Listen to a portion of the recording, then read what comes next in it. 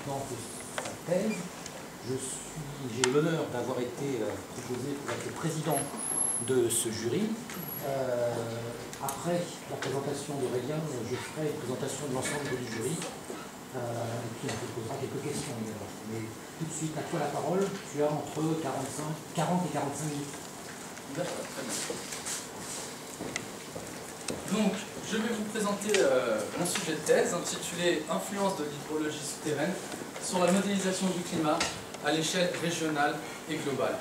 Donc j'ai mené cette thèse au laboratoire Sisyphe, où j'ai été encadré par l'école doctorale GRN de l'université Pierre et Marie Curie. Et cette thèse a pu être réalisée grâce au financement de la région Île-de-France et de l'Institut Pierre et Simon Laplace. La modélisation du climat, donc, c'est aujourd'hui quelque chose qui se fait grâce à des outils qu'on appelle des modèles climatiques, qui sont constitués de 4 principales composantes.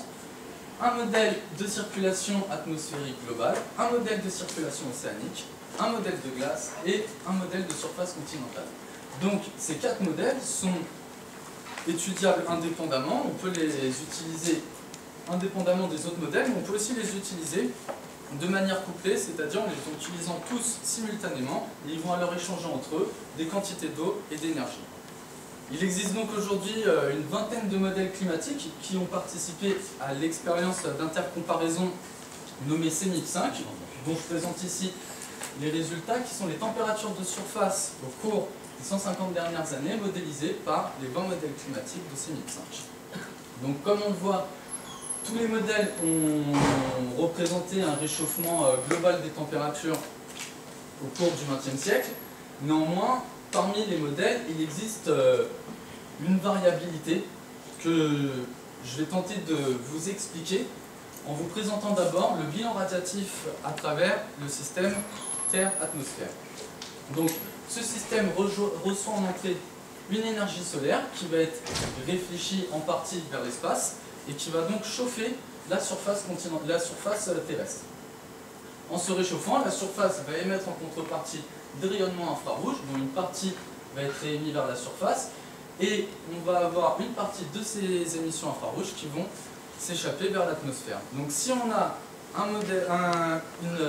un climat qui est à l'équilibre, c'est-à-dire que les températures n'évoluent pas en moyenne au cours du temps, c'est que le bilan au sommet de l'atmosphère va être équilibré. Donc quand on regarde ça, on comprend quelles peuvent être les sources d'incertitude des modèles climatiques. Donc je vous en présente 3 ici. Donc la première, c'est surtout lorsqu'on va modéliser le changement climatique, c'est les scénarios d'émissions de gaz à effet de serre. Donc d'un scénario à l'autre, on peut avoir une grande variabilité dans les résultats obtenus. Une deuxième source d'incertitude entre les modèles climatiques, c'est la physique atmosphérique des modèles, donc qui comprend la paramétrisation des nuages et les processus de convection, qui vont modifier la structure verticale de l'atmosphère et donc complètement modifier le bilan radiatif, et principalement donc le bilan radiatif en surface, qui peut donc être perturbé en modifiant la concentration de l'atmosphère. Et une dernière source d'incertitude, ça va être les conditions limites qu'on a en surface, qui vont d'une part caractériser la façon dont sont réfléchis le flux solaire, et la façon aussi dont on émet des rayonnements en surface, des rayonnements infrarouges. Et une chose très importante, ça va être à partir donc de ce bilan radiatif, comment est-ce qu'on va partager l'énergie qui arrive à la surface entre évaporation et flux de chaleur sensible, c'est-à-dire un flux de chaleur entre la surface et l'atmosphère. Donc je vais essentiellement m'intéresser à la composante des modèles climatiques qui sont les modèles de surface continentale, dont un des grands objectifs va être de partitionner correctement le flux radiatif qui arrive à la surface en, je l'ai déjà dit, flux de chaleur latente et flux de chaleur sensible, et aussi une partie qui va venir réchauffer le sol en profondeur. Donc si on vient modifier le bilan énergétique, on peut modifier le flux de chaleur latente. En modifiant le flux de chaleur latente, on va donc modifier l'évaporation et donc complètement modifier le bilan hydrique que va se modéliser le modèle de surface. En perturbant le bilan d'énergie, on peut donc perturber le bilan hydrique, tout comme l'inverse est vrai. Ces modèles climatiques qu'on utilise aujourd'hui présentent systématiquement un biais qui est bien connu aujourd'hui, qui est le biais chaud continental dans les régions tempérées. Donc je présente ici une quinzaine de modèles climatiques et je représente les biais face à des observations globales. Donc des biais en température, donc en rouge des biais chauds, et c'est ce qu'on revoit, pardon, excusez-moi, je me suis trompé de bouton, c'est ce qu'on voit donc systématiquement sur les continents du Nord, on a un biais chaud dans le modèle. Donc pour expliquer ce biais chaud, on peut repenser au bilan radiatif et se dire que le bilan radiatif a mal été modélisé, ce qui conduit à des températures trop chaudes. On peut aussi se dire que la façon dont on a représenté les surfaces et donc comment on a partitionné l'énergie pour obtenir les températures de surface n'a pas été fait correctement. Donc c'est ce que propose de réaliser Olivia Coindreau dans son étude, où elle va utiliser le modèle climatique de l'IPSL couplé à différentes configurations de surface. Donc une première configuration de surface qui est le modèle de surface orchidée, que je présenterai plus en détail plus tard, donc, qui réalise un bilan hydrique complet associé à un bilan énergétique. Un modèle plus simple qui est le modèle bucket ou seau d'eau. Cette fois-ci, on réalise juste un bilan hydrique entre pluie et évaporation pour déterminer de quelle manière est-ce qu'on va ralentir l'évaporation. Et enfin, une représentation beaucoup plus simple où on va fixer le rapport entre évaporation réelle et évaporation potentielle. Donc, ce modèle a été utilisé pour être confronté aux observations de la station météorologique de Trappes en Île-de-France. Et on voit bien que le modèle de surface de l'IPSL orchidée, qui est en rouge ici, présente un biais chaud l'été par rapport aux observations. Parmi les modèles que propose ici Coindreau, on en a un qui parvient à bien représenter les températures même l'été. C'est le modèle où le rapport entre évaporation réelle et évaporation potentielle est fixé à 1/3. Et donc en contrôlant ce rapport, on va augmenter l'évaporation durant l'été, et c'est donc cette augmentation d'évaporation qui va permettre de réduire le bien en température l'été. Donc, contrairement à ces deux modèles où on réalise vraiment un bilan hydrique, ici, on n'a pas de bilan hydrique et on a été obligé parfois de rajouter de l'eau. Et donc, où est-ce qu'on pourrait trouver de l'eau? Eh bien, c'est juste sous nos pieds. On a bien souvent des nappes phréatiques en profondeur, donc on ne connaît pas toujours justement cette profondeur. Mais les modèles de surface, eux, n'ont pas pour vocation de représenter la zone saturée du sol où on retrouve la nappe phréatique. Ils ont juste pour objectif de représenter la zone non saturée, et on considère que représenter la zone non saturée suffit pour représenter fidèlement les échanges qu'on va avoir avec l'atmosphère. Alors des modèles de nappe, il en existe aujourd'hui plusieurs, mais ils sont rarement utilisés couplés à un modèle de climat. Et donc on se dit que le fait qu'on ne modélise pas les nappes pourrait expliquer le biais chaud systématique qu'on a en été, puisque comme on voit ici donc, la carte d'estimation des niveaux de nappe de Macho montre bien que dans les continents du Nord, on a parfois un niveau de nappe qui est assez haut, donc à moins de 5 mètres de profondeur. Et donc, si on a une nappe qui est si peu profonde, on peut s'attendre à avoir une remontée capillaire de la zone saturée vers la zone non saturée, et donc maintenir l'évaporation grâce à une alimentation des zones nappes. Donc, face à tout ce contexte, je me pose donc ces questions. C'est, est-ce qu'il va être possible de corriger le biais chaud d'un modèle climatique via une meilleure représentation de l'hydrologie souterraine? Comment faire pour tenir compte des spécificités hydrologiques locales dans un modèle climatique? Comment peut-on exploiter les mesures d'un site d'observation pour les confronter à un modèle climatique? Et enfin, j'étudierai la réponse du climat à une augmentation des gaz à effet de serre et voir si elle est conditionnée par l'hydrologie souterraine. Je vais répondre à ces questions grâce à 3 parties. Dans un premier temps, je vais vous montrer comment construire une configuration régionale à l'aide d'un modèle climatique. Dans un deuxième temps, j'étudierai la sensibilité d'un modèle de surface continentale à sa condition limite inférieure hydrique. Et enfin, dans une troisième partie, j'étudierai l'impact de la configuration d'un modèle de surface sur la réponse du climat à une augmentation des gaz à effet de serre. Donc passons tout de suite à la première partie où je vais construire une configuration régionale avec un modèle climatique. Donc pour cela, on va reprendre le maillage du modèle climatique que l'on va resserrer autour d'une région. Donc nous, on choisit la région d'Île-de-France. Donc on s'attend à avoir un modèle qui a de bonnes performances là où le maillage est réduit, et un modèle qui a de plus faibles performances là où le maillage est grossier. Au centre de ce zoom, on trouve le site instrumental de recherche par télédétection atmosphérique, on met le CIRTA, qui collecte tout un ensemble de variables atmosphériques, mais également les composantes du bilan radiatif en surface, ce qui va nous être fort utile par la suite, et également des humidités du sol à différentes profondeurs. Donc, pour pouvoir confronter notre modèle climatique à ces observations, on va aider notre configuration à représenter correctement la météo autour de notre zone d'étude. Pour cela, on va guider en vent et en température le modèle atmosphérique, c'est-à-dire qu'on va ramener le modèle vers des observations au loin du zoom, et au fur et à mesure qu'on se rapproche du zoom, on va laisser le modèle atmosphérique libre, mais donc avec de bonnes conditions limites pour représenter correctement la météo au centre du zoom. Et nous allons également guider notre modèle en imposant les températures de surface des océans, c'est-à-dire qu'on va à nouveau utiliser des observations pour forcer les températures océaniques, et donc on n'aura pas de rétroaction de l'océan dans nos simulations.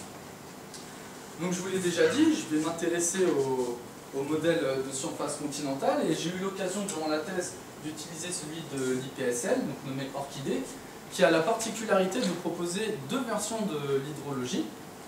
Une première version, donc le module bicouche, qui est une description très simplifiée du sol à l'aide de deux couches superposées. Une première couche donc, qui apparaît lors de précipitations et qui, si elle est amenée à être saturée, va créer du ruissellement en surface.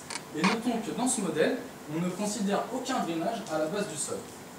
Le deuxième module que propose Orchidée, c'est le module multicouche, donc où cette fois-ci, on a une représentation beaucoup plus physique du sol à l'aide d'un calcul des flux dans le sol selon l'équation de Richards, et on aura donc besoin de prendre en compte la texture du sol pour calculer tous les processus d'infiltration et de ruissellement de surface. Contrairement au module bicouche, on considère qu'à la base de la colonne de sol, on a un drainage libre vers le fond. Donc ces modèles ont été utilisés dans la configuration zoom et guidée, où on utilise donc le modèle bicouche en rouge et le modèle multicouche en vert, avec deux versions du modèle atmosphérique, IPSL CM5A et CM5B, donc respectivement en pointillé et en continu. Et nous voyons bien, donc, si on confronte notre modèle aux observations en température du site du CIRTA, la configuration zoomée et guidée permet de reproduire correctement la variabilité interannuelle d'une année à l'autre. Et on remarque que le modèle bicouche amène systématiquement à un biais chaud en température l'été, alors que ce biais est corrigé avec le modèle multicouche. Et donc on comprend comment le modèle multicouche corrige ce biais en étudiant le cycle saisonnier du flux de chaleur latente au CIRTA. Donc en noir, les mesures du CIRTA, qui sont donc systématiquement plus fortes que le modèle. Mais on voit bien qu'en rouge, le modèle bicouche, lui, propose avec toutes les configurations atmosphériques l'évaporation la plus faible, alors qu'avec le modèle multicouche, et donc une représentation plus physique du sol, on parvient à augmenter l'évaporation et donc à réduire le biais en été, pour ce qui va donc entraîner une correction du biais en chaleur l'été. Néanmoins, on voit qu'on n'évapore toujours pas assez l'été, et donc pour aller un petit peu plus loin dans l'étude, on va se proposer cette fois-ci de comparer des variables du sol. Alors c'est un petit peu compliqué dans le cas du module bicouche, puisqu'on n'a pas une représentation physique des choses. En revanche, pour ce qui est du module multicouche, lui, on modélise explicitement la teneur en eau dans le sol, donc qui va être comparable aux mesures d'humidité du sol au CIRTA. Et donc ce qu'on voit tout de suite sur cette figure, c'est que on a un biais sec l'été en surface, mais surtout en profondeur, on est constamment trop sec, alors que si on regarde les mesures du CIRTA, elles sont quasiment toujours à saturation. Donc des temps des humidités à saturation, ça laisse présager la présence d'une nappe à faible profondeur, et c'est pas quelque chose d'exceptionnel dans la région Île-de-France. Donc puisque le bassin parisien, c'est un bassin sédimentaire très stratifié, qui a été peu déformé au cours des derniers millions d'années, et donc qui présente dans sa profondeur plusieurs niveaux de nappe.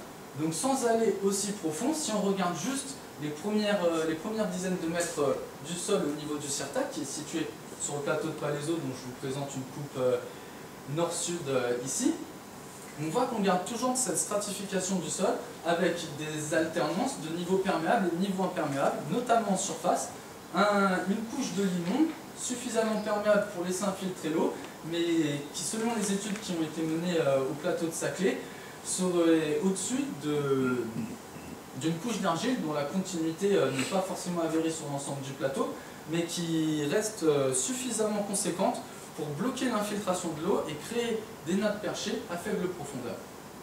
Donc j'ai eu l'occasion durant la thèse de réaliser une campagne de mesures géophysiques sur le site du CIRTA, ce qui nous a permis donc d'attester de l'homogénéité du site et surtout de la présence généralisée des argiles sur l'ensemble de la zone.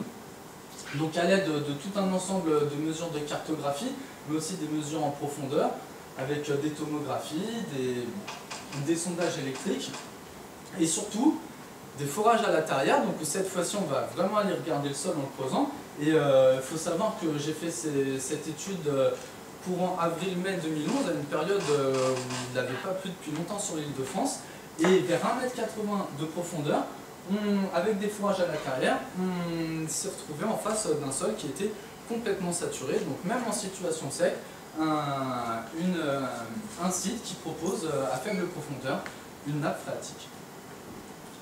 Donc les conclusions de cette première partie, c'est que la configuration zoomée guidée nous permet de confronter les simulations aux données du CIRTA.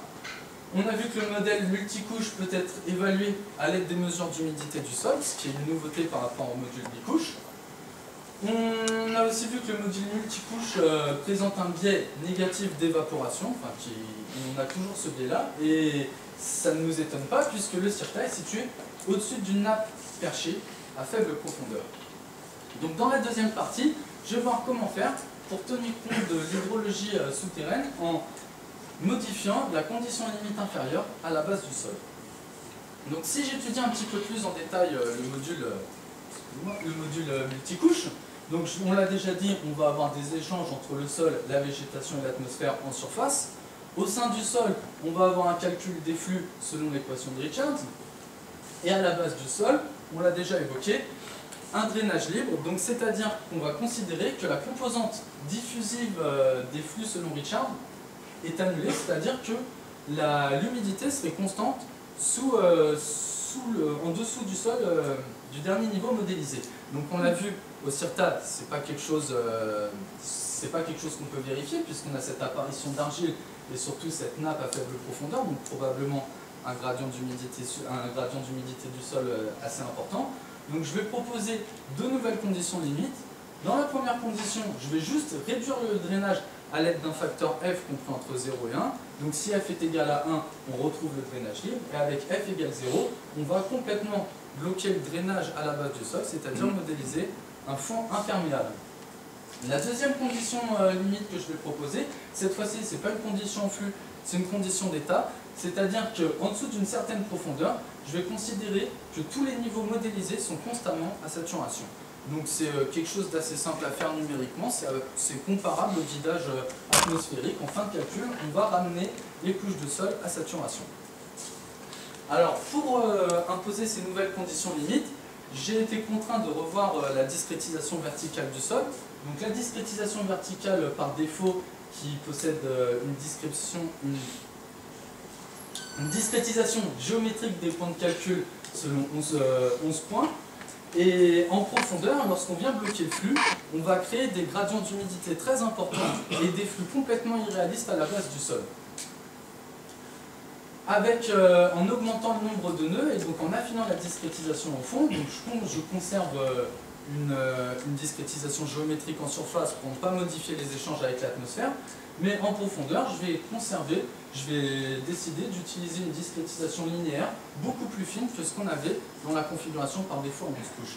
Donc faire ça, ça va nous permettre de réduire les gradients trop importants qu'on a pu observer dans la configuration 11 couches et de bloquer, d'être capable d'imposer les nouvelles conditions limites que je vous ai présentées à l'instant.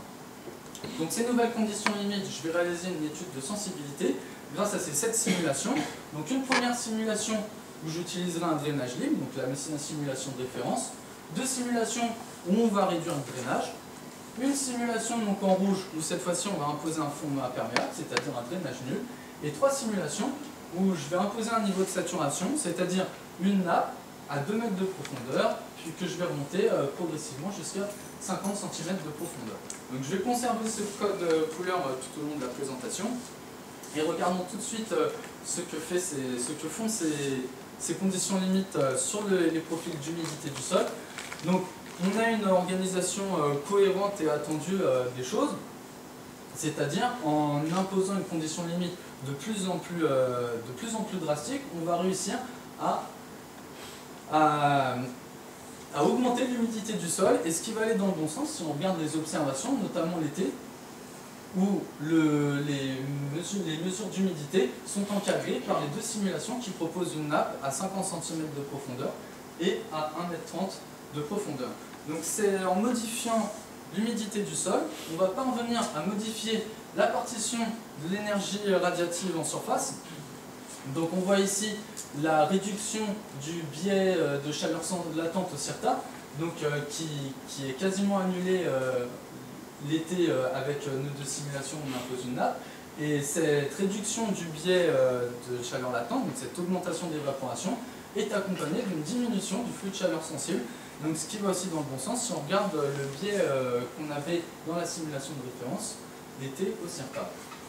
Et malgré cette augmentation de l'évaporation au CIRTA, on ne va pas avoir de rétroaction des précipitations dans la maille du CIRTA, ce qui atteste donc que l'excès d'évaporation qu'on a créé au CIRTA ne va pas être recyclé à l'échelle locale en précipitation.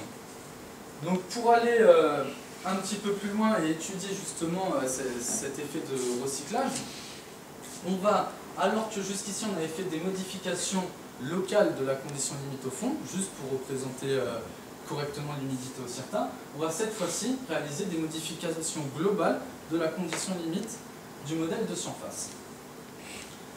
Donc, voici ici les résultats de cette étude. En continu sur le graphique de gauche, ce sont les simulations où j'ai réalisé des changements locaux de la condition limite au fond, alors qu'en pointillé, on voit les changements globaux de la condition limite.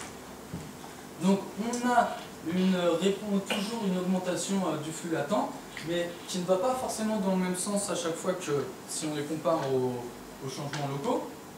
Ce qui veut bien dire qu'on a complètement modifié la météorologie au CIRTA en modifiant les conditions limites sur l'ensemble des continents. On voit bien d'ailleurs justement qu'avec une modification globale de cette condition limite, les changements d'humidité spécifiques de l'air à 2 mètres sont bien plus importants. Et avec des changements locaux, on parvient cette fois-ci à avoir des augmentations des précipitations, surtout l'été.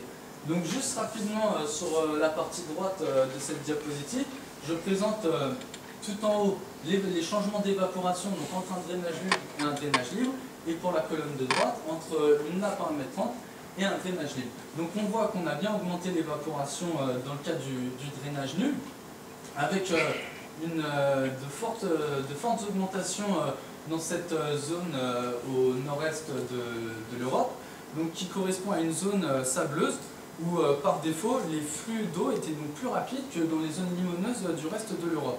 Et en bloquant le drainage, on a beaucoup augmenté du coup l'humidité du sol en surface, et donc on a une réaction très importante de l'évaporation, et on voit ici que les patterns de changement de précipitation suivent à peu près les changements d'évaporation.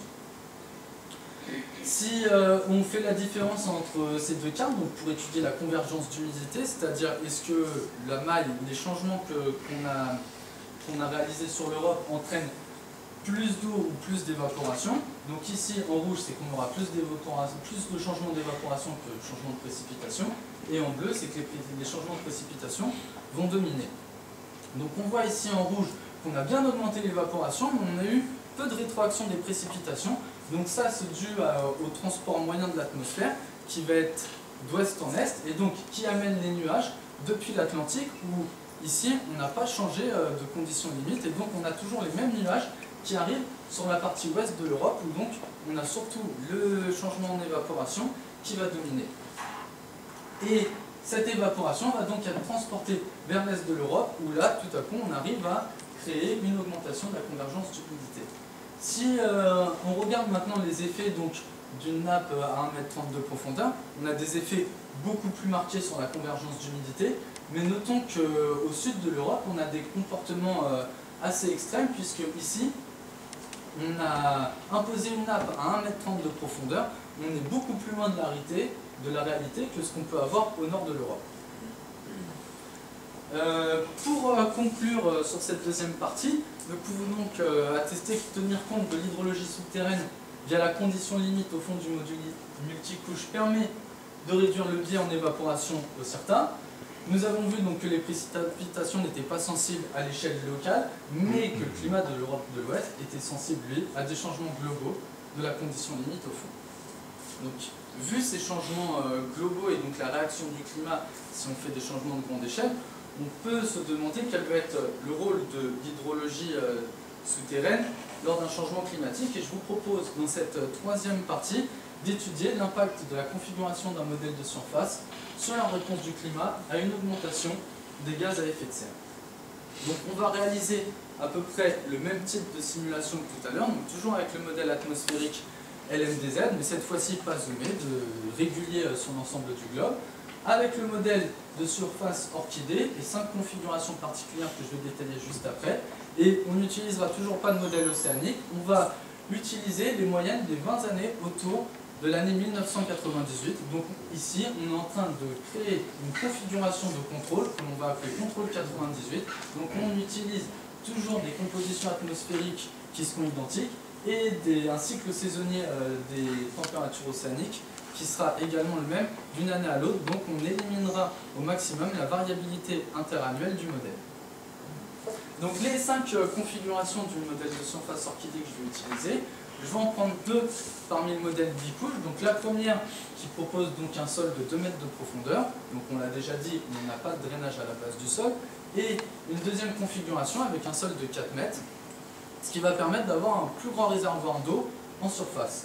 Le module multicouche que je vais utiliser, donc celui à 11 couches, ma référence pour le modèle multicouche, donc sur 2 mètres de profondeur, et un modèle à 104 couches, donc on va augmenter la discrétisation pour pouvoir changer la condition limite au fond. Donc je présente 2 types de conditions limites dans cette étude, une qui est le drainage libre, tout comme ce qu'on a dans la version par défaut, et une autre qui va être de modéliser un fond imperméable, c'est-à-dire de bloquer le drainage à la base du sol. Donc si je regarde les changements en évaporation qu'on peut avoir sur des moyennes annuelles de ces simulations, entre la configuration bicouche de 4 mètres et de 4 mètres, on voit que la configuration de 4 mètres permet d'augmenter l'évaporation, principalement donc sur les forêts équatoriales, ce qui était un des objectifs de ce passage à un sol plus profond. Néanmoins, on a des augmentations d'évaporation qui sont beaucoup moins marquées sur les continents du Nord. Si je regarde cette fois-ci la différence entre le modèle bicouche de 2 mètres et le module multicouche avec un drainage libre et une discrétisation sur 11 niveaux, on voit que le module bicouche, lui, a entraîné aussi une augmentation de l'évaporation. Donc, à nouveau, comme on l'a vu avec le sol de 4 mètres au niveau des zones équatoriales, mais aussi énormément sur les régions du Nord. Donc, on peut penser que passer du module bicouche à multicouche devrait permettre de réduire le biais chaud en température qu'on a sur les hautes et moyennes latitudes. Si je regarde maintenant l'effet de la discrétisation du sol, donc passer d'une discrétisation de 11 niveaux à une sur 104 niveaux, mais toujours avec le même type de drainage, on voit qu'on a des modifications beaucoup moins marquées. Donc ça, c'est plutôt quelque chose qu'on voulait. On ne voulait pas que la discrétisation verticale puisse trop influencer la modélisation climatique. En revanche, passer un fond imperméable sur l'ensemble des continents va avoir beaucoup plus d'effets sur la réponse des évaporations, mais des effets qui seront quand même un peu moins forts que ceux qu'on a en passant du modèle bicouche au modèle multicouche. Je vous propose dans la diapo suivante de comparer maintenant des moyennes continentales globales des températures, des précipitations et de l'évaporation. Donc comme on l'a déjà dit, le module bicouche qui évapore moins que le module multicouche, et la configuration à 4 mètres qui évapore plus que la version à 2 mètres, mais dont l'augmentation est bien inférieure à celle que l'on peut avoir en passant au module multicouche. Si on regarde l'effet des précipitations, on voit qu'elles suivent les changements en évaporation, tout comme au premier ordre les températures qui sont plus chaudes là où on a un modèle qui évapore le moins. En revanche, on voit que le changement d'évaporation, le changement en température qu'on peut avoir entre les deux modèles bicouches, donc qui était quand même ici de plus de 0,1 mm par jour, ce réchauffement est beaucoup plus faible que le refroidissement qu'on peut avoir en bloquant le drainage ici, alors qu'on avait une augmentation des évaporations qui était beaucoup plus faible. Donc là, ça veut bien signifier que le module multicouche ne va pas se comporter et ne va pas interagir de la même manière avec l'atmosphère que le module bicouche. Donc ça, c'était mes simulations de contrôle 1998, et je vais maintenant essayer de regarder la réponse du climat à une augmentation des gaz à effet de serre. Donc en 1998, on avait une concentration en CO2 qui était de l'ordre de 365 ppm, et si on considère une augmentation des concentrations en CO2 de 1% par an, on doublerait ces concentrations au bout de 70 ans, donc en atteignant 730 ppm. Mon objectif va être de réaliser un deuxième groupe de simulation, je vais appeler changement climatique 2 fois CO2, et pour réaliser ces simulations, je vais avoir besoin de nouvelles températures de surface des océans. Donc pour cela, je vais utiliser deux simulations qui, elles, sont couplées à un modèle océanique. Donc la première, encore une simulation de contrôle où le taux de CO2 est fixe, et une deuxième où on va augmenter les concentrations en CO2 de 1% par an, et donc avoir une réponse progressive des températures océaniques. Donc tout comme j'avais réalisé des simulations de contrôle avec des moyennes sur 20 ans des températures océaniques, je vais réaliser la moyenne sur 20 ans des différences entre ces deux simulations autour de la 70e année qui correspond au doublement des concentrations en CO2.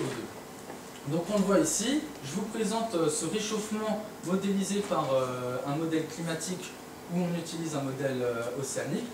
Donc ce réchauffement ici sur la période juin, juillet, août, que je vais appeler delta SST ici, je vais rajouter donc ces changements-là aux températures de surface de ma simulation de contrôle pour obtenir les températures de surface océanique de mes simulations en changement climatique où j'aurai augmenté les concentrations en dioxyde de carbone. Donc voici sur le même graphique que tout à l'heure les résultats des simulations avec un doublement du dioxyde de carbone atmosphérique et le réchauffement associé des températures océaniques.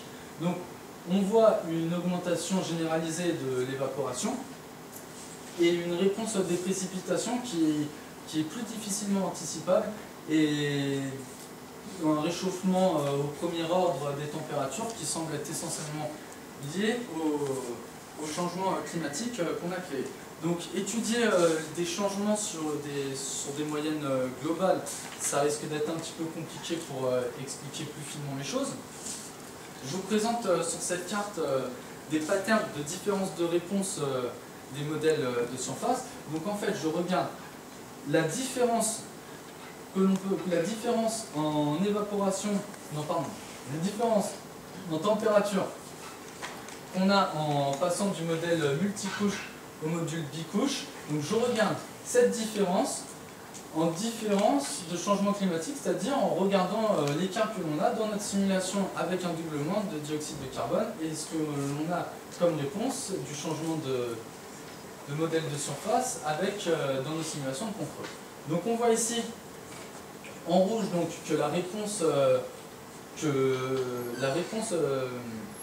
un réchauffement, un doublement des concentrations atmosphériques est plus importante donc, dans le cas du modèle bicouche, donc en rouge ici au Sahara et aussi en Australie, et en bleu donc des endroits où le réchauffement est plus faible en utilisant le module bicouche.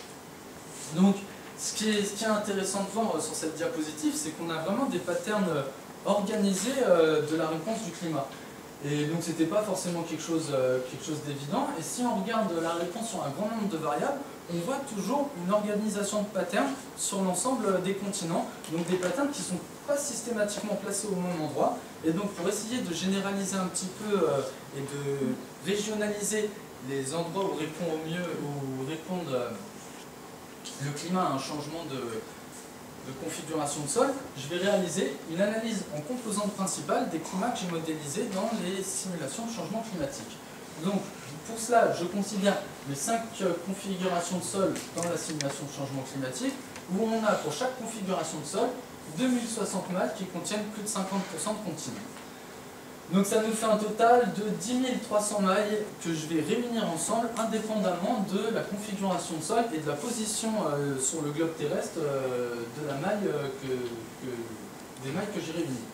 Je vais pour chacune de ces mailles et pour chacune de ces configurations de sol retenir 7 variables climatiques donc, que je détaille ici et considérer 2 opérations sur ces variables modélisées dans les simulations. Donc, pour chacune des 10 300 mailles de mes 5 modèles climatiques, je vais avoir 14 valeurs qui vont décrire le climat qu'on aura dans cette maille. Et donc je vais réaliser une analyse en composantes principales de cet échantillon, que je projette ici donc, dans le plan principal issu de l'analyse en composantes principales, et je vais utiliser cette projection pour réaliser une classification automatique des climats qui sont proposés. Donc cette classification, elle consiste juste à regrouper les nuages de points de manière la plus homogène possible. Et donc cette classification va dépendre du nombre de classes que l'on veut créer parmi notre échantillon. Donc je représente ici la projection dans le plan principal de mon échantillon, avec une classification en 2 groupes, en 3 groupes et en 6 groupes. Et donc retenons bien que cette projection n'a pas tenu compte de la configuration de sol qui est utilisée, puisqu'on mélange tous nos modèles dans une projection commune, et qu'on ne tient pas non plus compte de la position de la maille sur le globe terrestre. Et une fois cette projection et cette classification faite, je vais maintenant remettre mes points sur un planisphère, tout en conservant les couleurs que j'ai obtenues grâce à cette classification automatique. Et je vous présente ici la carte moyenne issue de cette classification pour les 5 modèles climatiques, et les hachures présentent les zones où les configurations de sol sont en désaccord. Donc on a au premier ordre une organisation de ces régions climatiques qui semble dépendre de la latitude, mais on a aussi une organisation de ces régions climatiques qui est propre à chaque continent. Donc comme on voit ici par exemple en Amérique du Nord, avec beaucoup de classes de climat présents et des modèles qui vont être plus souvent en désaccord que pour les basses latitudes, ce qui arrive aussi donc, sur le continent eurasien, un endroit où les modèles vont être plus souvent en désaccord que ce qu'on peut avoir sur le long de l'équateur. Donc quelques résultats marquants issus de cette classification. Donc si je regarde maintenant les moyennes dans chacune de ces régions de mes configurations de sol modélisées, je vous présente juste quelques résultats rapides et marquants. Donc notons que dans la région équatoriale, donc qui apparaît en rouge, on a des changements d'évaporation qui vont être indépendants de la configuration de sol, donc systématiquement de l'ordre de 0,17 mm par jour. Et on n'aura pas, malgré cette diminution d'évaporation, on ne remarque pas de changement des précipitations. Dans la région mixte, donc qui est entre les régions équatoriales et les régions arides, on remarque ici une baisse généralisée des précipitations. Et donc dans les régions arides, ici on n'aura pas de changement d'évaporation ni de changement sur l'évaporation. Donc 3 régions qui sont plutôt insensibles à la configuration de surface. En revanche, donc je le disais, sur les hautes et moyennes latitudes, on va avoir des effets beaucoup plus marqués dus au choix de la configuration de surface. Donc dans les régions polaires, qui sont les seules régions où le changement climatique qu'on a modélisé entraîne une augmentation des précipitations, et cela, peu importe le modèle de sol utilisé. Et cette augmentation des précipitations est maximale lorsqu'on utilise le modèle multicouche avec un fond imperméable.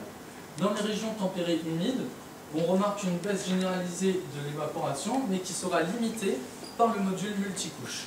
Et enfin, dans les régions tempérées sèches, on aura ici une baisse importante de l'humidité du sol avec le module bicouche, tandis qu'avec le module multicouche, on aura une augmentation de l'humidité du sol en cas de changement climatique.